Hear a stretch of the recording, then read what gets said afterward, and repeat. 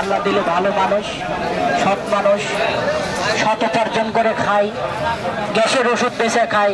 আমি গরিব মানুষ, দুধ নাই, জমি নাই, কিছু নাই। এই ব্যবসায় আমার সব কিছু।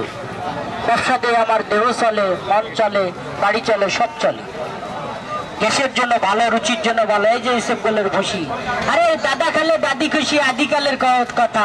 এখন খেলে আপনি খুশি, খাবেন তো উপকার হবে, গ্যাসের জন্য উপকার হবে, রুচির জন্য উপকার হবে, হজম শক্তির জন্য উপকার হবে। বলা বক্তব্য শেষ।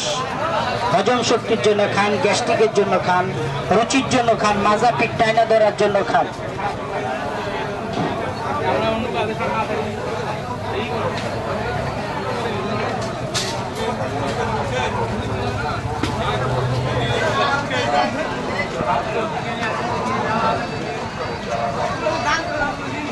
একটা